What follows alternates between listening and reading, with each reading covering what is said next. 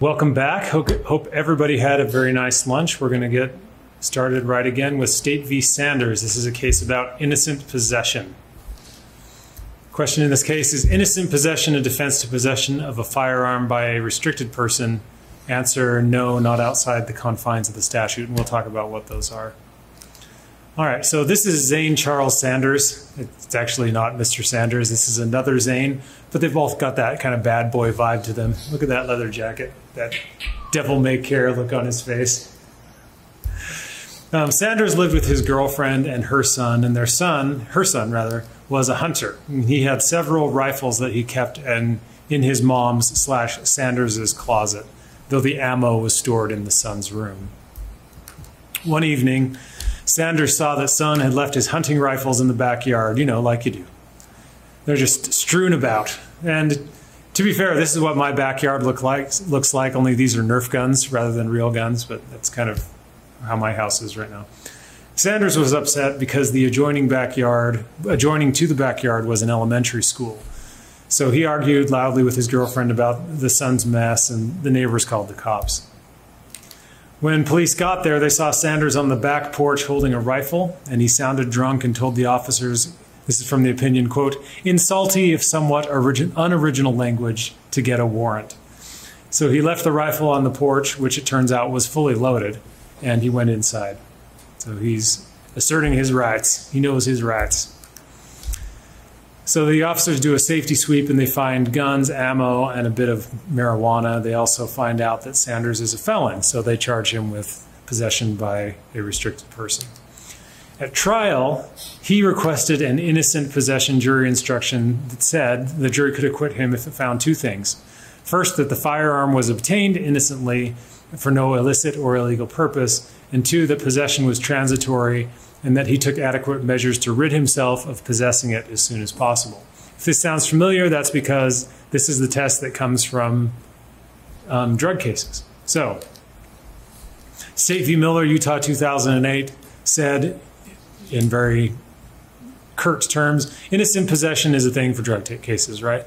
It's possible in a drug case to say that you were innocently possessing it, that you didn't intend to use it, and you were just going to turn it over to the cops as soon as humanly possible. That's no doubt what Snoop Dogg is thinking right here. Look at that face. He's just thinking, I can't wait to talk to those cops. The picture of innocence. Right? Yeah, exactly. So the two prongs to get that instruction from Miller are the ones that Sanders requested. There's no illicit purpose, and the possession was transitory with intent to dispossess yourself of it. What happened in Miller is he worked construction and had a party at his place for all his crew after they completed a project. And as he was cleaning up the next day, he claimed, he found some paraphernalia, like prescription meds and a glass pipe, and he pocketed it with the intention, he said, of putting it away because his grandchildren were visiting the next day, and then he was going to get rid of it the day after that or whatever. So the Utah Supreme Court said that innocent possession is proper, can be a proper defense under the right circumstances in drug cases. So he was saying, let's apply that here. So there are two kinds of defenses in the code, just from the 10,000-foot level. You have specific defenses and general defenses. General defenses apply across the code to everything, so something like justification or coercion. Specific defenses apply only to discrete offenses. Self-defense is kind of in the middle. It doesn't apply to everything, but it's a form of justification for certain person crimes. But generally speaking, you have something that applies mostly across the board, or you have something that applies just to a particular defense. So what is innocent possession is the question here. There's no general innocent possession defense, so it has to be determined on the merits of on what the statute says, right? So here's the statute. Defines Category 2 restricted person, and this does have an affirmative defense. It says it's an affirmative defense that the firearm was possessed by the person before they became restricted. It was not used as a crime. It was not being held as evidence, and was transferred to a lawful possessor. So this is for the circumstance where somebody's a gun owner and then they're later convicted of a felony, and they've got a little grace period essentially to dispossess themselves of their firearms now that they fit within the category of a restricted person, and they didn't. So they were already a lawful gun owner, and then their status changed, and now they have a little bit of time to dispossess themselves of their weapons, to go sell them or give them to family members or whatever, right? You have 10-day periods. So that's what the statute recognizes. But Sanders says there's this case from the 80s called State v. Davis. Now, Davis was a Utah Supreme Court case from the early 80s. And if you know anything about Utah Supreme Court cases from the 80s, you know that the court was not the most careful or explicit about what it was doing. They would have these really complex cases that they would dispose of in these 3-paragraph per curiam opinions without citing to other authority. It was just, the court was not, to put it charitably, it was not super careful about what it did back in those days. Didn't give a lot of reasons in its opinions. So you have a lot of short opinions with lots of opining, but not much analysis or citation. But in Davis, the court affirmed a jury instruction that said possession required more than innocent handling of a weapon. So Sanders was pointing to this and saying, hey, this seems to recognize an innocent possession defense for unlawful possession of a firearm. On appeal, the Utah Supreme Court just marginalized Davis, and they used kind of a funny word for it. They said the decision was quaint. It's like, oh, isn't that cute? That old little decision that went your way that we're not even going to give any presidential value to. And it said, by the way, it also didn't really address the issue here. To the extent that it did, it had no precedential value, so the court overruled that. But there is a word of caution really quickly on this. The court says that it could envision a case in which it would be absurd to convict someone of firearm possession. So let's say a felon is visiting the house of another person who owns firearms, and while they're sitting there in the living room, they see a toddler wander out carrying an AK-47. And they run over there and take the gun out of the toddler's hands. I can't imagine that any of you would charge it under those circumstances. Of course, that story would have to be true, and the likelihood that that story is true under those circumstances is going to be thin, I think. But that's the kind of case the court is saying, if a jury believes that, then that's the kind of case where it would be absurd to apply it to some people, but that certainly wasn't the case here. And Marilyn, we're going to go to slide 256. Please.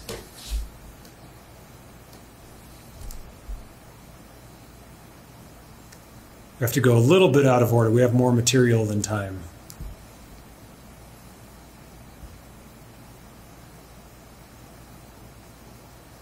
So if anybody wants to meet after for a rousing discussion of appellate cases, you know where to find us.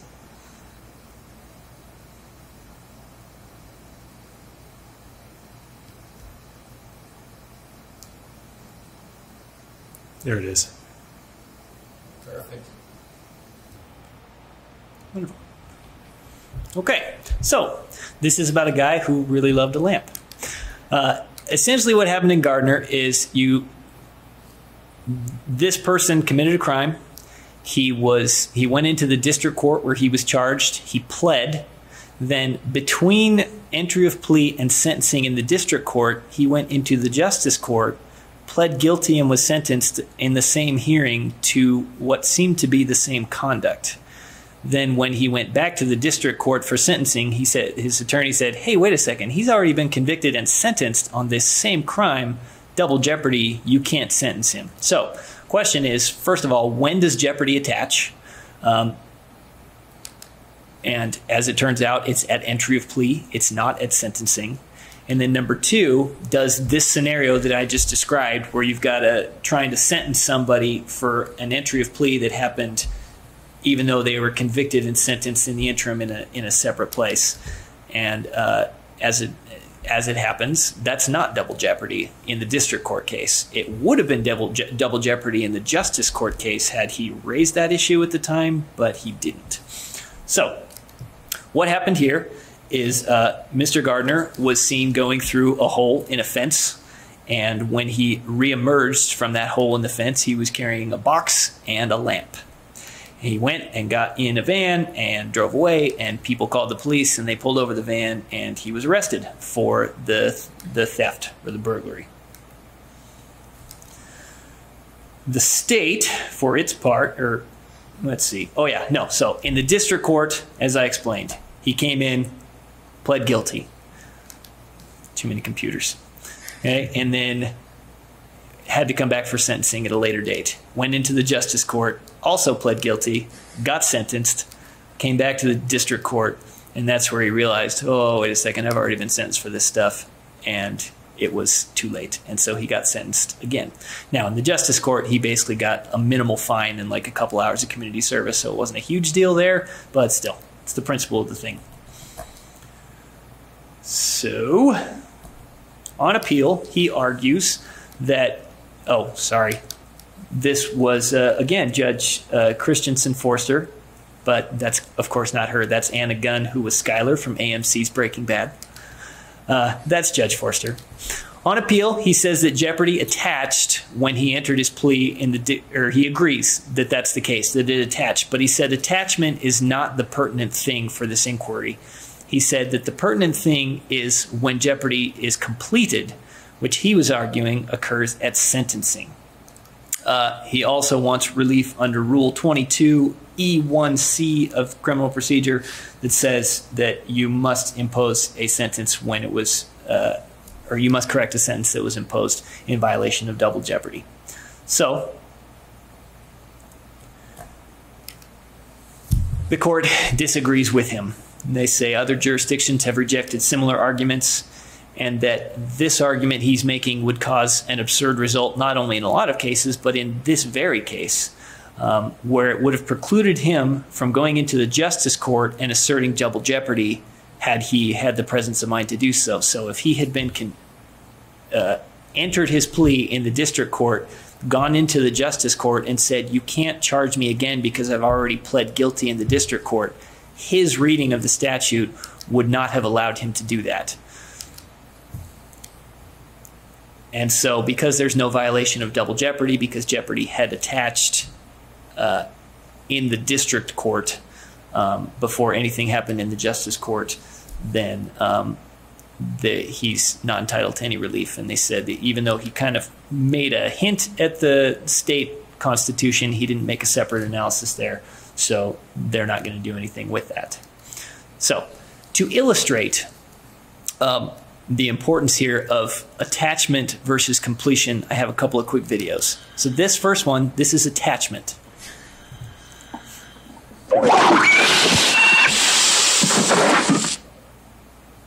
Okay, attachment. This is representative of completion. You know what it's made of. No, I don't want to talk about what it's made of. I'm eating this. What's the matter?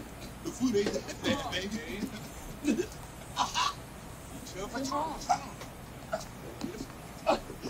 Don't worry.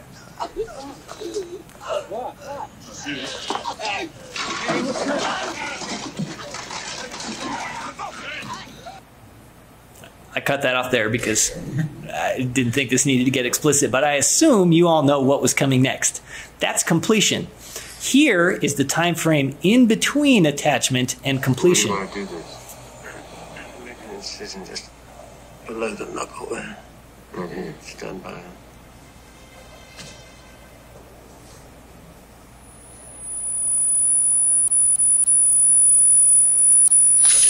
God.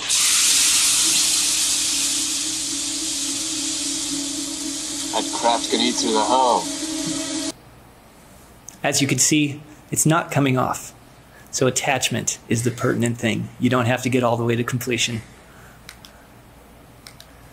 The holding, jeopardy first attached in the district court. Therefore, the district court did not exceed its discretion in sentencing him despite what had happened in the justice court. In theory, he should have raised this issue in the justice court, and that would have been double jeopardy. All right, we're on the side 285. Oh, 300, right? Oh, no. Yeah, sorry. Okay. Shoot, I think. 285.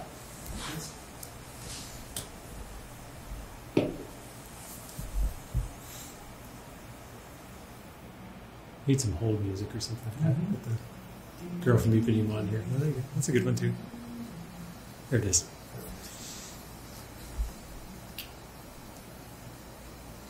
All right, this is a case about the grave risk of death aggravator and a couple of other things really fast. All right, question 1. Does the great risk of death aggravator for aggravated murder apply only to a murderous act, or does it consider the immediate surrounding circumstances? The answer is that it takes the circumstances into account. Question 2, does a placeholder new trial motion allow later supplementation without limit? The answer is no. All right, so here is Elfrey Sosa Hurtado and his co-defendant Vladimir Suarez Campos. And this here is Steven Chavez. He and his father Isabel worked at this smoke shop there on the right with the pink and purple painted on it. I think that's it. Right next to the Campos supermarket. So one day, Sosa Hurtado parked his car in front of the smoke shop in a way that Isabel thought might be dangerous to customers and neighbors. So he went out and politely asked Mr. Sosa Hurtado to move it. Mr. Sosa Hurtado refused to move it and asked Isabel what he was going to do about it.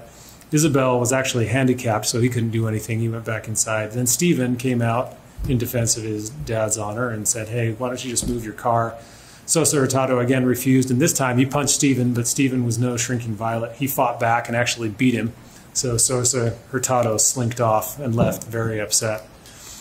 He met up with Suarez Campos to plan how to get back at Stephen, and Suarez Campos drove him back to the smoke shop. The smoke shop was pretty small. It was just a single room about 15 feet by 24 feet with a glass counter stretching across two sides. And Stephen and Isabel were standing just a few feet away from each other behind the counter.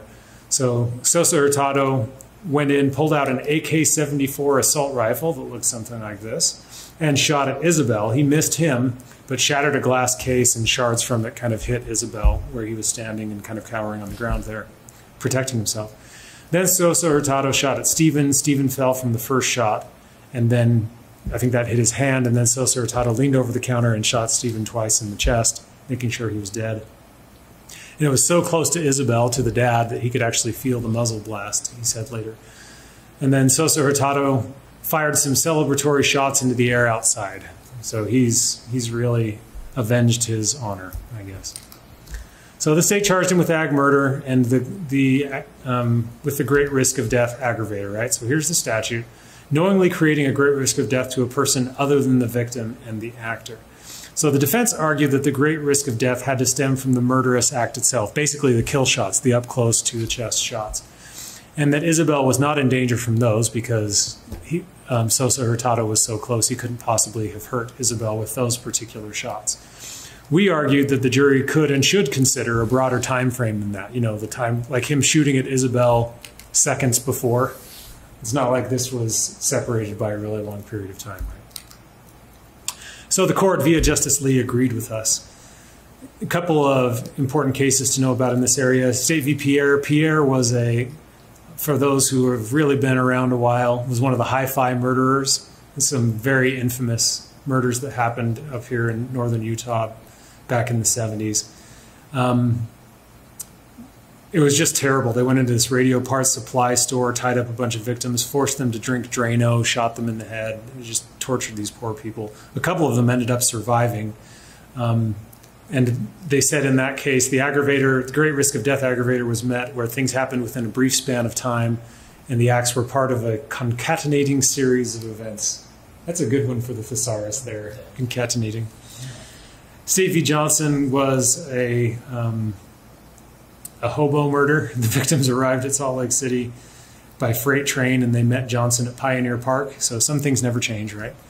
He befriended them, invited them to stay with him at his night spot, some abandoned carpet warehouse, where he proceeded to rape the wife and eventually kill the husband.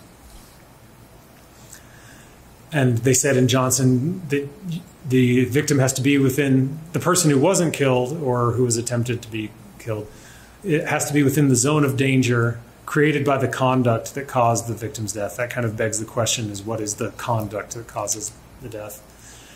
And then the court said, looking at these cases, it's clear there has to be a temporal relationship between what's going on and a spatial relationship between the third party and the victim. And the court also considers whether that person was actually threatened directly or indirectly. There was plenty of that here, given that Sosa Hurtado had shot at the dad seconds before in retaliation for being forced away from the smoke shop. So again, it's a pretty straightforward application of that, but if you get one of these ag murder cases using that aggravator, know that you can take more into account than just the murderous act itself. Second issue is about motions for new trial. You probably don't see these super often, but when you do, this could be helpful. So he filed a timely motion for new trial, but he didn't provide any affidavits for 6 weeks because the rule says, I think it's Rule 24 of criminal procedure, that you need to support your motion for new trial with affidavits. And he asked the court, he's like, oh, I need some more time. So he spent, affidavits trickled in for a few more months, and he never asked the court, this is key, for permission to supplement his original motion. He just kept throwing affidavits at the court.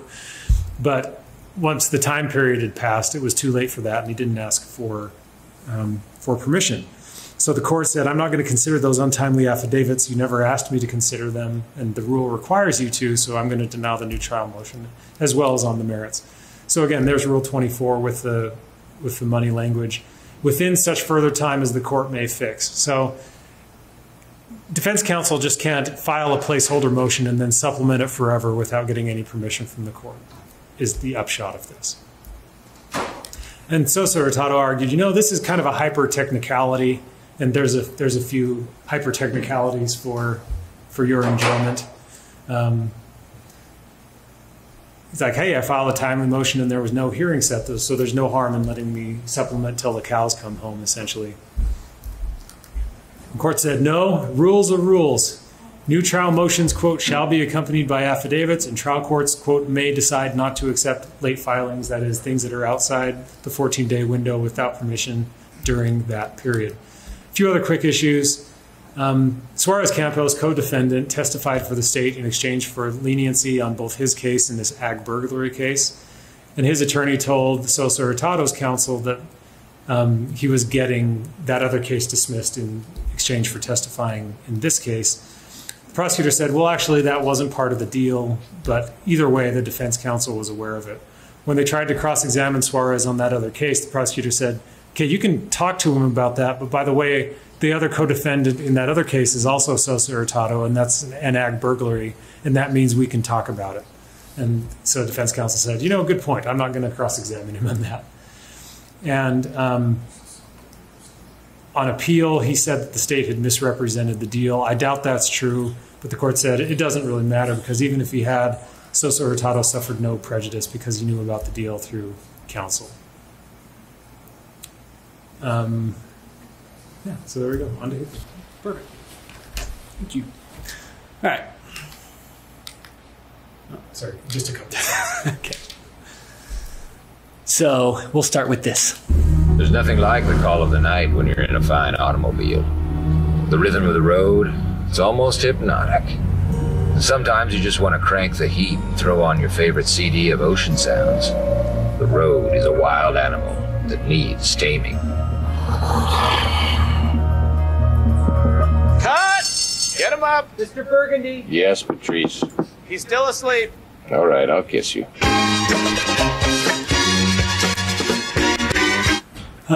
There's nothing as relaxing as the open road. Am I right?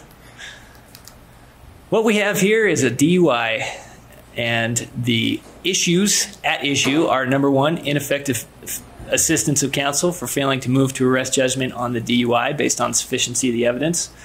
We also have a question as to whether or not reckless driving is a lesser included offense of DUI, and the answer to that from the court was no, it's not. And finally, the defendant, as to his ineffective assistance claim, sought a 23B hearing to call some witnesses or to put into the record some additional evidence on witnesses that should have been called and some additional questions that he felt should have been asked of him by his counsel. And now enjoy this as well.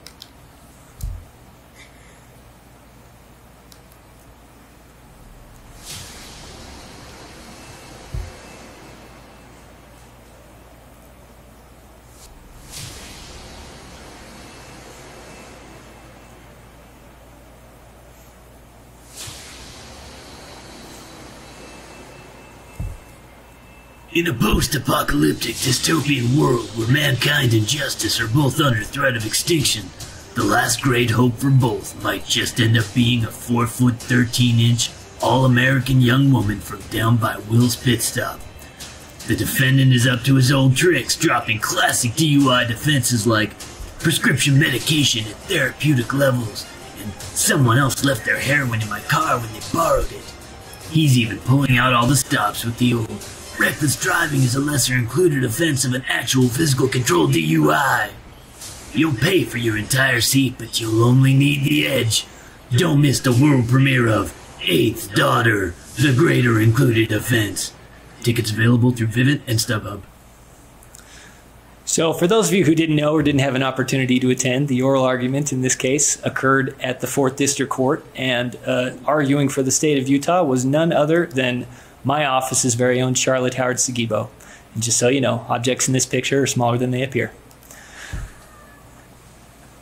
So what happened here in this case is a motorist stumbled upon a car late at night that was parked kind of out a little bit into an intersection in the middle of the lane of travel and about half a car length into the intersection, just stopped there. The motorist pulled up next to the car, honked his horn, yelled at the guy, tried to get his attention. The driver of the car appeared to be sleeping and he was not able to get his attention. So he called the police, who, when they arrived, went over to the car and found the same situation. They found that this gentleman was asleep behind the wheel. The car was in neutral. There was no brake on, and he was completely unconscious. So the officer tried his best to rouse him and was eventually able to get him to wake up. But in doing so, even once he woke up, he still appeared pretty groggy and like he might be under the influence of something. At that point, the defendant asked if he could grab a cigarette, and he reached over toward the center console. The officer said, "No, stop, just don't do anything." But that's going to become an important fact in the case. The defendant admitted that he had taken Xanax, for which he had a valid prescription. And because of the signs and symptoms the officer was seeing, they had him get out and do some field sobriety testing, and the defendant did not do very well. He failed 2 out of the 3 tests. On the 9-step walk and turn, instead of 9 out and 9 back, he took 18 steps out and 22 steps back. On the 1-leg stand, he was only able to hold his foot up for 1 to 2 seconds, and then he was negative on the HGN. Officers in the car, in the center console, found a pack of cigarettes that had heroin inside in addition to a few cigarettes. And when asked about that, he said, "Well, gosh, I don't know. I borrowed this car from my mom, so the heroin's probably hers because he's a good kid." At trial, Mr. Higley was charged with possession of heroin as well as a DUI. The toxicologist acknowledged that the Xanax that they found in his system, the level of Xanax, would have been consistent with therapeutic levels, but that it also could have caused the symptoms that the officers were noting in the defendant. Higley's doctor also testified, indicating that he had been prescribing Xanax to Mr. Higley for about 6 years. Higley testified himself, stating that he had previously broken both of his ankles in an accident, and that affected his ability to walk, and that's why he took 18 steps out and 22 steps back on the 9-step walk and turn. He also indicated that earlier, just before basically he was found, that he had picked up 2 hitchhikers, a man and a woman, that they had ridden in his car with him for a little while, that at some point the man had spilled his backpack in the car, and then he felt like he was getting tired, so he pulled over, leaned back, relaxed, and when the officer roused him, that was the first time he realized that the people were no longer in his car. Despite having said that the man spilled his backpack, though, Mr. Higley acknowledged during his testimony that the passengers he had given a ride to had not left anything in the car.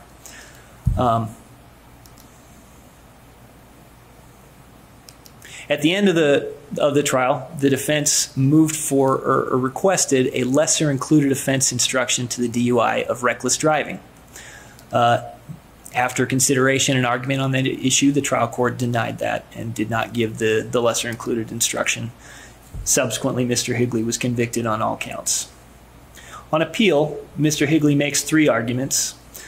Number 1, he argues that his counsel was ineffective for failing to move to arrest the judgment based on insufficient evidence of the DUI.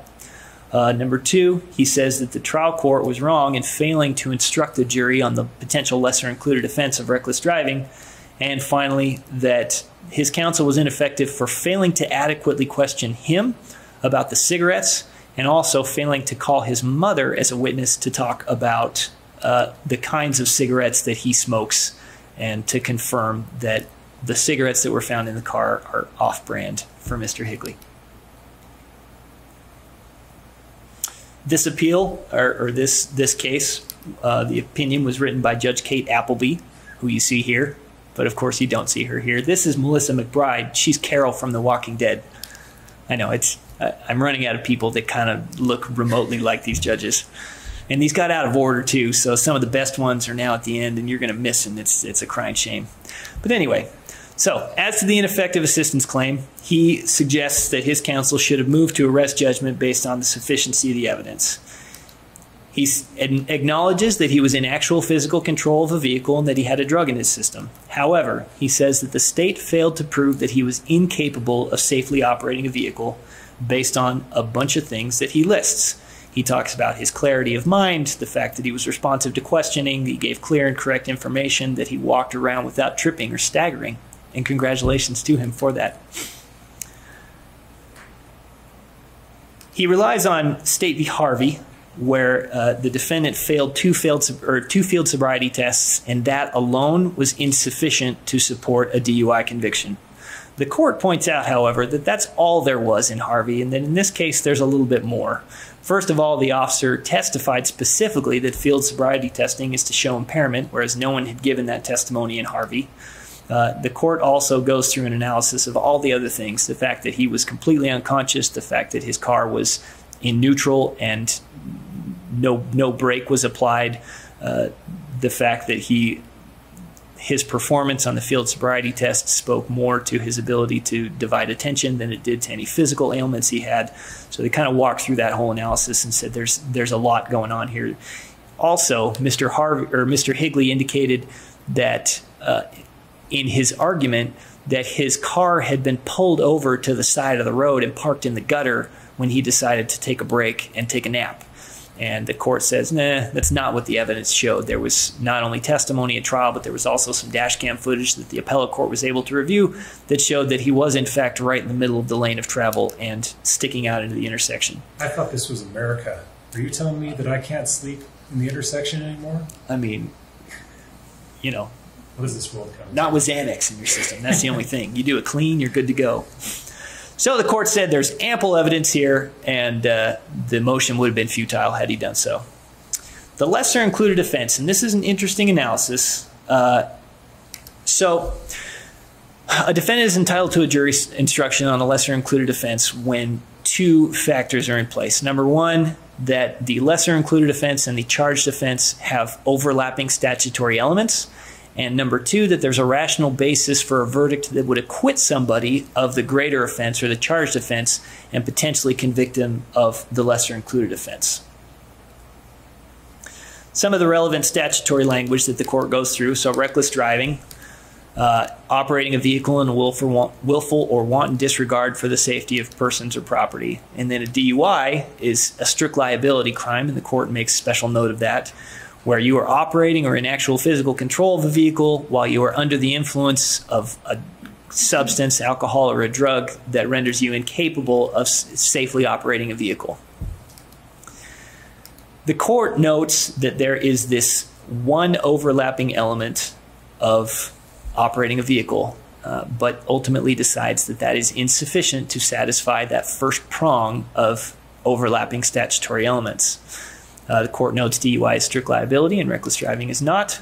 DUI, you have to be under the influence and incapable of safely operating a vehicle, and reckless driving does not require that. So the court says that the trial court did not err in refusing to instruct on the lesser included offense. My thought on this is that the analysis in terms of overlapping statutory elements, there's no quantity aspect to that analysis as far as I can tell. So I was surprised when there's clearly one overlapping element that the court said that's not enough, and maybe it's the fact that it's elements plural. She thought there had to be more than one. But I was a little surprised that the court decided this on this basis. I think the second basis, that there would be no basis for someone to acquit on the charged offense and convict on the lesser included under these facts, would have been the better analysis for which the court could have affirmed this conviction. But she didn't. This is the way she proceeded on that one. And then the Rule 23B remand. So he wants to go back, put on some additional evidence of not only what he would have testified to, but also potentially what his mother would have testified to. So an appellant can seek remand to the district court under Rule 23B for findings of fact. But they have to be non-speculative facts that are not found in the record, and they have to be supported by affidavits, just like John talked about a minute ago, capable of supporting both elements of the ineffective assistance claim. Higley suggests that his counsel was ineffective for 2 reasons, as I already said, that he didn't ask Mr. Higley himself about the brand of cigarettes he prefers, and he didn't call Higley's mom to testify about that same issue. As to the brand of cigarettes, Mr. Higley is a Pall Mall menthol lights man, and I can't remember honestly now what brand it was that was found in the car, but it wasn't that. It was Spirit. Spirit? Yes. Wow, why do you I remember this? remember that. Fair enough. And that he says the cigarettes must have been left by the passengers. The court says, well, Mr. Higley testified in a fairly narrative fashion throughout his testimony during trial, and had many opportunities during that testimony to have said pretty much anything he wanted about the cigarettes that he prefers or anything else along those lines. And there were some questions that could potentially have gone down that road. So they're saying he had an opportunity to testify. In addition, when he says it might have been left by the passengers, he specifically testified that the passengers had not left anything in his car. As to not calling mom, the court says that decision is squarely within the strategies and tactics that we leave to counsel as far as calling witnesses or not calling witnesses, and we're going to give counsel wide latitude in that arena. There were also some conceivable strategic bases for not calling mom. Number one, considering the fact that Mr. Higley had initially tried to pin the heroin on his mom, she might not have had as much credibility with the jury as she would have liked. In addition, the fact that she was his mom and there was a certain inherent level of bias there suggests that she also her testimony would not have carried a lot of weight with the jury. So the holdings in the case are the counsel was not ineffective for not filing a motion to arrest judgment because it would have been futile to have done so, that reckless driving is not a lesser included offense of DUI, and that he has failed to establish non-speculative facts that would have given a basis to have remanded it for a 23B hearing. Therefore, the convictions are affirmed in this case. For someone who rails against summaries, you sure like them. What are you talking about? Also, I think pin the heroin on the mom would be either the worst or the best party game ever. Oh, man. Right? Yeah. Right. Sounds like what happens at a pack meeting. State v. Best. Here's a fun case most notable for what didn't happen. Few questions. Are self-defense and performance of duties elements of brandishing, or are they affirmative defenses? The court says those are affirmative defenses. Question 2, does Rule 606, the no impeachment rule forbidding use of juror affidavits, violate state or federal constitution? The answer is no. And finally, is the Muji deadlock instruction coercive? Answer 3, not on these facts and probably not generally. All right. This is Mr. Lance Bess. He was, and I believe still is, or was until recently, an officer with Unified. He's also an avid duck hunter.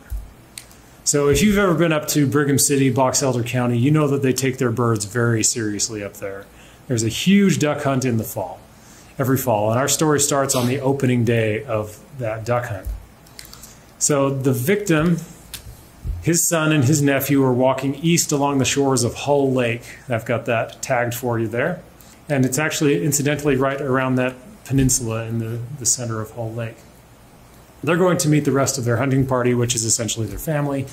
And for anyone who's been there, you know that it gets really crowded there. You know, I'm not a hunter myself, and I've never been up there, but when I told my dad about this case, he said that his dad, so my grandpa, took him duck hunting up there probably like in the late 50s to mid 60s, sometime when he was a kid, and that place was just lousy with hunters even back then. So apparently this has been a very big deal for a very long time. So for the non-waterfowl hunters among us, you shoot at birds with shotguns, notwithstanding what our video games taught us, for those of us who grew up in the 80s and 90s.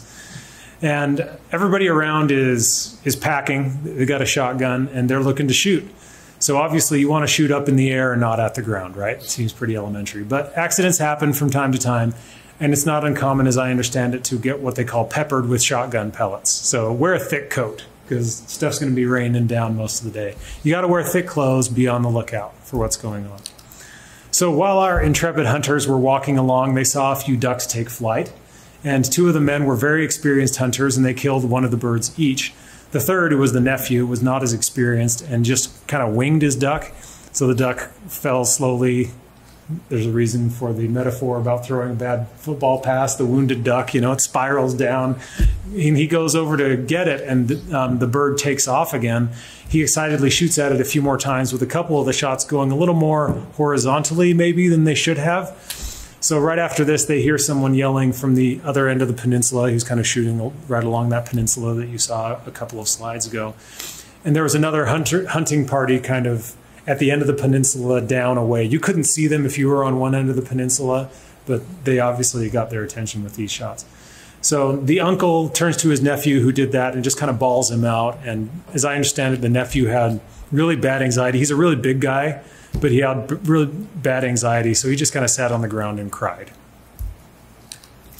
One of the men in the hunting party was Mr. Bess. He was not happy about the pellets flying through the tall grass nearby, so he decided he was going to confront the shooter.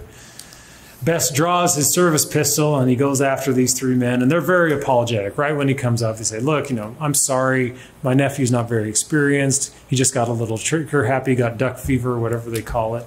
And why don't you just put your pistol down? And he says, no, I'm not putting my pistol down, I'm a cop. And then he gives them some choice words about their hunting practices. So at this point, the shooter's sitting on the ground and crying, and Bess says he's a cop, but he's reluctant to show any credentials.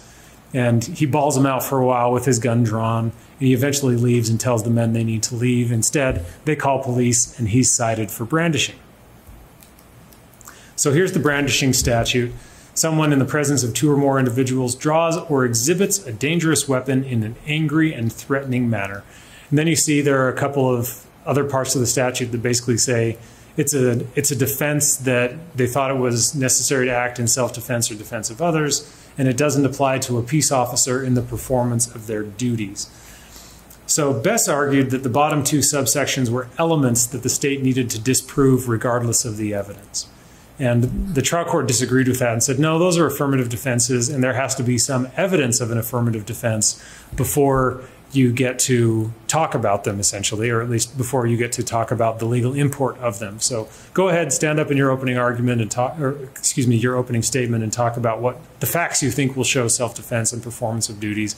Say he was a police officer, say in his mind he was just responding to a dangerous situation, all that kind of stuff. But we're not going to tell the jury that those are elements until you provide some evidence of them, because that's how the law is. And by closing, he had provided that evidence, and the court instructed the jury on all of those as elements that the state needed to disprove, because to raise an affirmative defense, you just need to provide some evidence, all right? So here's the law. The state needs to prove each element of an offense beyond a reasonable doubt. Affirmative defenses don't arise until there's some evidence to support them, and then once there is that, the state has to disprove them beyond a reasonable doubt. There are the cases for it. The most common affirmative defenses, of course, are self-defense, whether either perfect or imperfect, usually raised together, not always. There are some different rules for things like special mitigation where the defense can raise the burden, but this isn't the case to talk about those. All right, so Bess argued, hey, they're listed in the statute, so they're elements. He called them negative elements, and the court should have instructed the jury on them from the very beginning. We argued, yeah, even though performance of duties and self-defense were listed in the statute, there still has to be some evidence, because what they are is affirmative defense. So this affirmative defense rule should apply. And I pointed out, this was my case, the legislature does this with gun laws. They always stick in, this doesn't apply to self-defense, even though self-defense applies anyway. They don't have to put that there, but it makes gun rights lobbyists feel better about life, so they tend to do that. The Utah Supreme Court via Justice Peterson agreed with us. All this being said, defense counsel can say in opening that the case is about self-defense and what evidence will support it. Like, this really didn't change anything, but Bess thought it was a really big deal. The next set of issues all stem from some juror regret. So when the foreperson announced the verdict, defense counsel asked to poll the jurors. Each of them affirmed that their verdict was guilty. Good enough, right? But a short time later, defense counsel contacted one of the jurors who to him seemed a little uncomfortable up there, whose lips said yes, but her eyes said no. So she gave them an affidavit saying she felt bullied into agreeing to this jury verdict, and the other jurors were discussing personal experiences while they were deliberating. One of them even talked about a time when he had done something wrong and been convicted of a misdemeanor for it, and basically just said, well, he's got to own up to this. So Best tried to use this to impeach the verdict, saying that the verdict was not truly unanimous and raising a whole bunch of other things. All right, so Rule 606. So there is a rule for this, or rather a rule against this. At common law, it was called the no impeachment rule. So hey, some recent presidents would approve of no impeachment, right? Andrew Johnson could not be reached for comment. There are a couple of exceptions to this, like if you're going to show juror misconduct, essentially, that they considered something outside of the evidence. They did their own tour of the crime scene, for example. But everything else is out. You cannot, the court can't consider what happened in the jury room. So what happened in the jury room stays in the jury room unless it's juror misconduct, which is a very narrow set of circumstances. So almost everything, right? We had a couple of terms ago, Pena-Rodriguez v. Colorado, where the court said the Sixth Amendment requires that the non-impeachment rule give way to allegations of racial bias. So this was really a bad case. Pena-Rodriguez was charged with sexually assaulting a couple of girls in a bathroom at a horse racing track. And during deliberations, one of the jurors, who was a former cop, said that he believed the girls because, in his experience, quote, Mexican men had a bravado that led them to believe that they could do whatever they wanted with women. Another quote, I think he did it because he's Mexican and Mexican men take whatever they want. And one more, quote, 9 times out of 10 Mexican men were guilty of being aggressive towards women and young girls. So this was not a good look, right? Basically, what Pena-Rodriguez did is add one more exception for racial bias. So we have juror misconduct or racial bias, and if you look at the cases that have come since Pena-Rodriguez, it's got to be really strong evidence of racial bias actually affecting the verdict, which in Pena-Rodriguez, it was pretty clear. But it basically added one more exception. So Best throws everything in the kitchen sink at Rule 6. At Rule 606, he says, well, this fits an exception because they considered outside information by jurors talking about life experiences. Or Pena-Rodriguez invalidated Rule 606 entirely, he said, which kind of made me chuckle because really. And then he also said it violated the state constitution. The rule exception and federal claims were pretty quickly dispatched. One, the court said, no, it did not fit an exception because jurors' personal experiences and opinions are not extraneous information. Extraneous information is something like news reports or third-party communications, somebody trying to bribe the jurors, right? Like, that's what it means. It doesn't mean you come into the jury room and you have to forget all of your life experiences and common sense and just consider nothing else, right? And number 2, no, the court said Pena-Rodriguez did not invalidate all no impeachment rules. It just added an exception for certain forms of racial bias. In fact, if you read Pena-Rodriguez, it talks all about the benefits of the no impeachment rule and why it's generally a good one.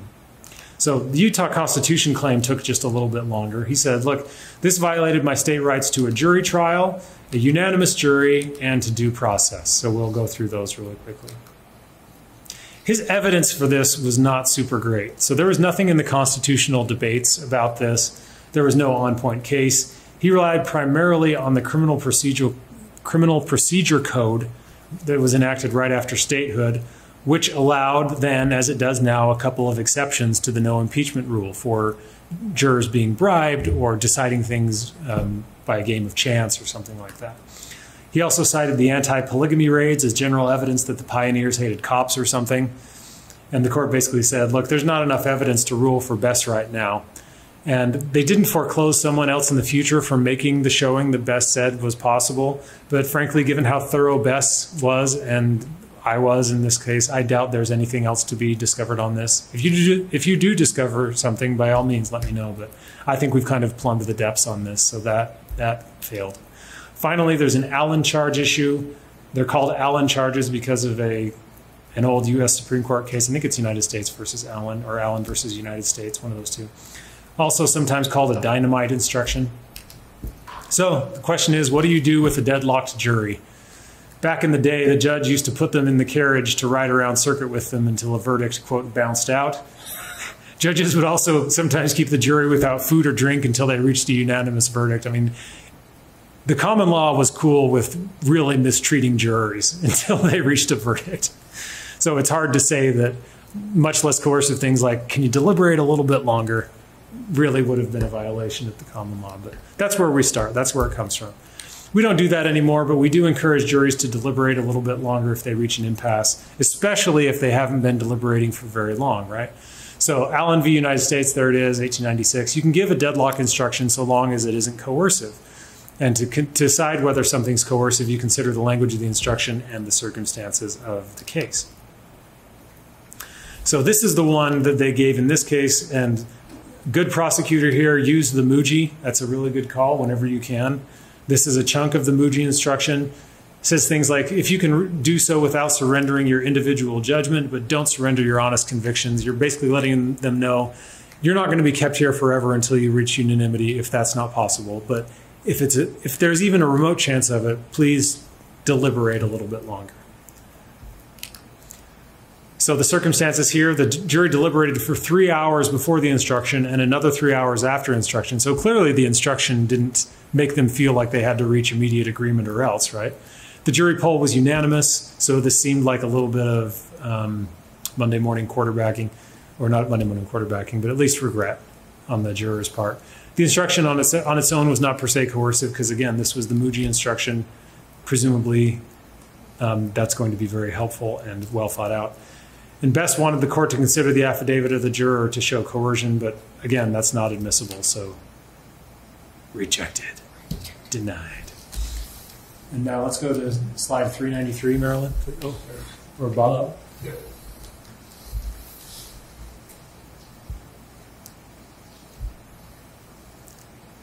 Is this a short one? Can you get through it in 5 minutes? I cannot, but we can spill over a few We'll minutes. spill over and then yeah. we'll take a break. Do one more. Okay. Gotcha!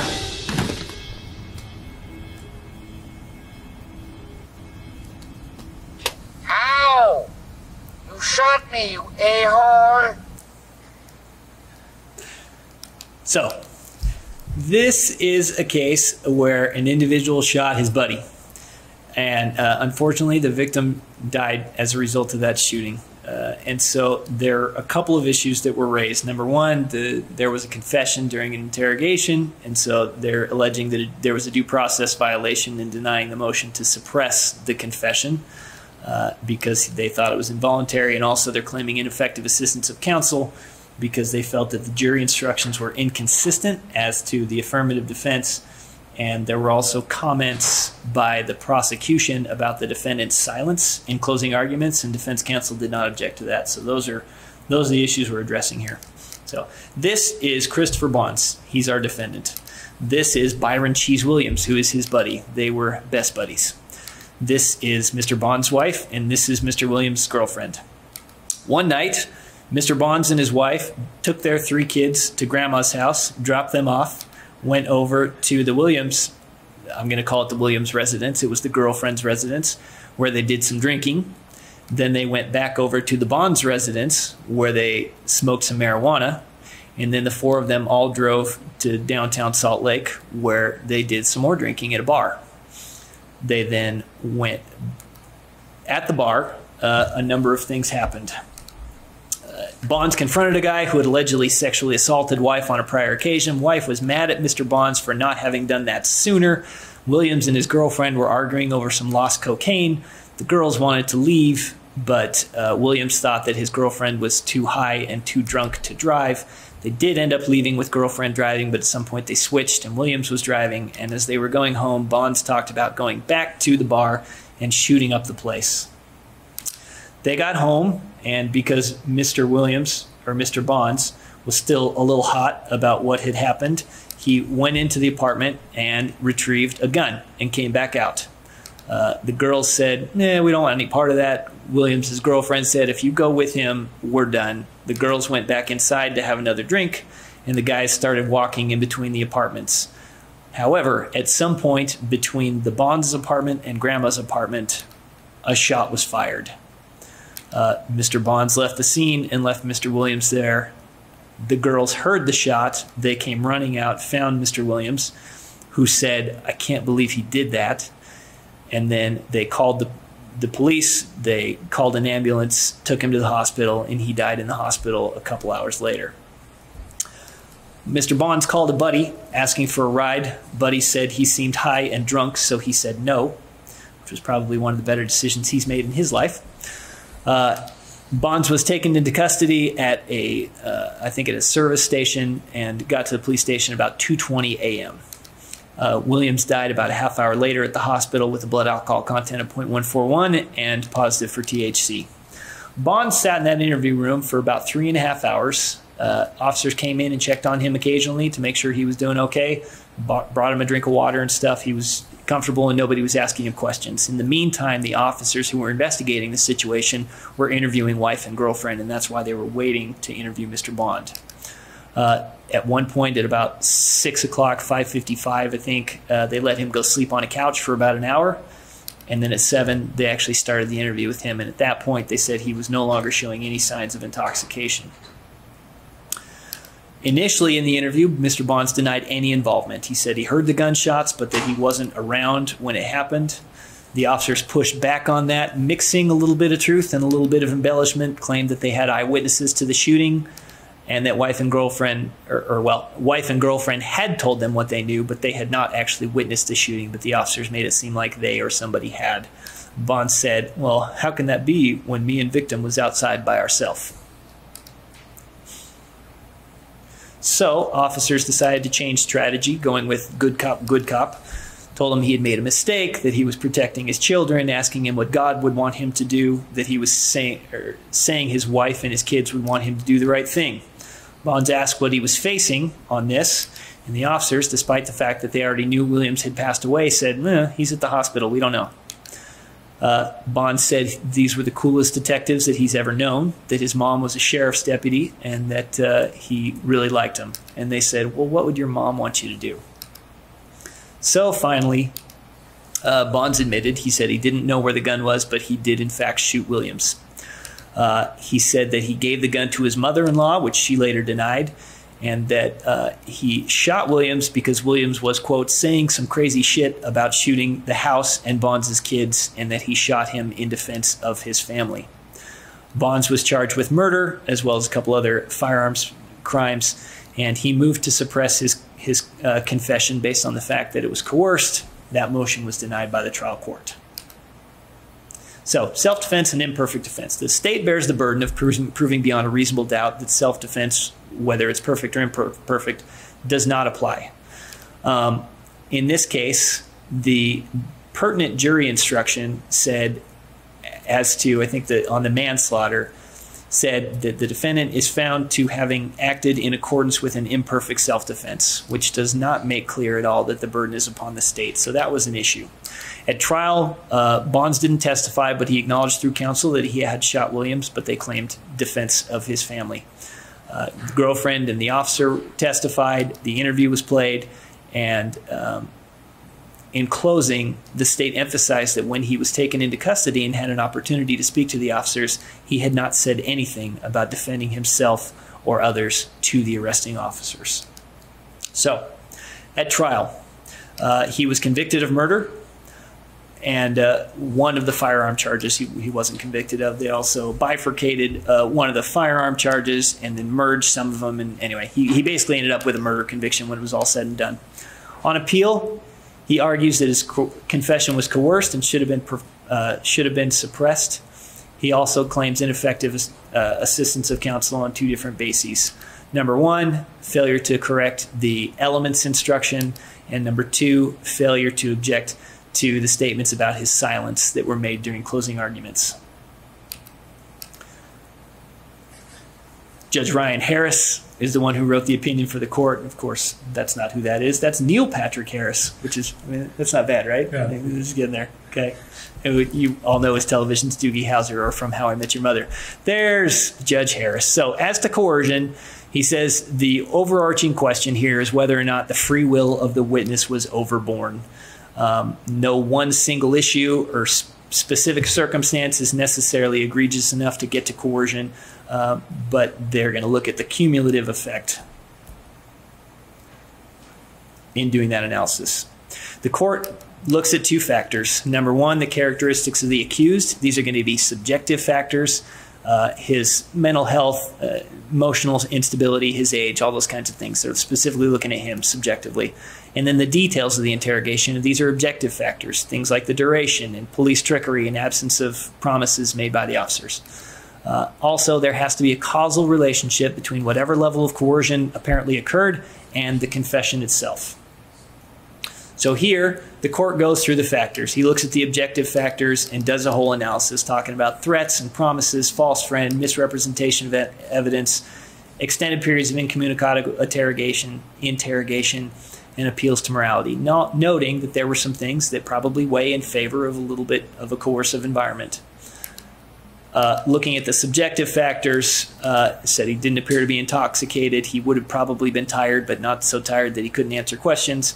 And as far as a mental illness that they talked about, he had been diagnosed at some point with bipolar, but there were no signs of that at any point during the interview. So his two claims, failure to correct the elements instruction and failure to object to the statements about his silence during closing. Well, sorry. So they decided that it was not coercive as to the interview. So the trial court was correct in denying the motion to suppress. Two-part showing, deficient performance and prejudice. On an imperfect self-defense, the individual has to have a reasonable belief that circumstances provided a legal justification. It's different from perfect self-defense in a couple of different ways. Number one, it's only a partial defense. So a perfect self-defense would result in an acquittal, whereas an imperfect self-defense, if it's murder, it's going to get you down to a manslaughter. Also, it's applicable where there is a mistake of law as opposed to a perfect self-defense, which is applicable where there is a mistake of fact. And the burden, again, is on the state to prove beyond a reasonable doubt that it does not apply. So with respect to deficient performance here, there is a strong presumption that trial counsel's assistance was adequate and that the court has to find that there is no conceivable tactical basis for what occurred, or that no reasonable attorney would have done essentially what counsel did.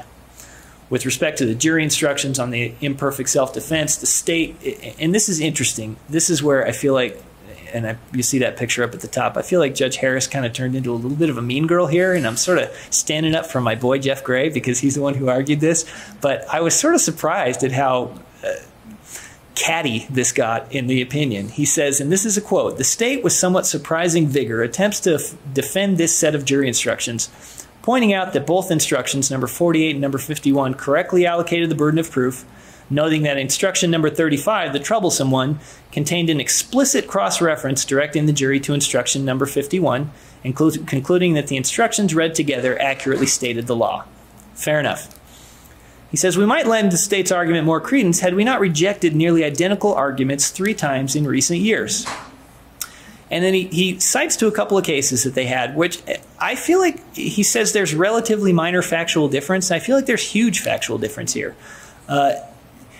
In those cases, the instructions were just completely wrong. The burden of proof was completely wrong, and it was explicitly stated completely wrong. Here you have something where this one instruction, this number 35, really doesn't say what the burden is, but then it makes reference to other instructions that do say what the burden is. And my reading of this is that you read these as a whole, they are correct, and they're very different than the cases Judge Harris is relying on here. So I was surprised that he took so much offense at the state trying to stand up for this, because I think substantively this was a very different set of instructions than the ones that were shot down in the earlier cases.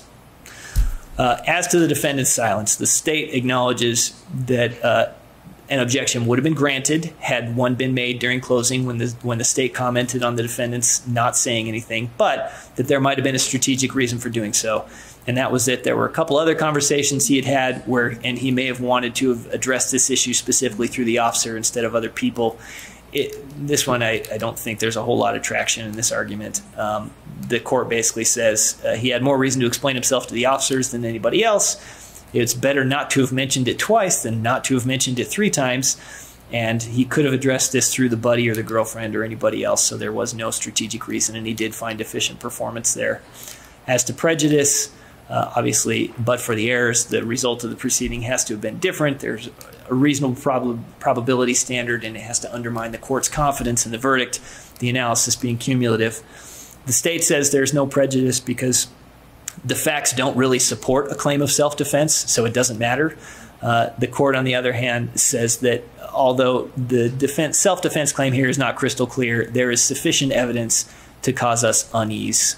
So they do, and again, getting catty, he kind of goes back and forth in the argument about, well, he didn't have the gun at the time, but he'd already lost control of the gun, and they wrestled over the gun, and it was kind of a whole thing. And he basically says even if he didn't have the gun, if he was running toward grandma's house, somebody can do a lot of damage to the children at that house without a gun in his hand. So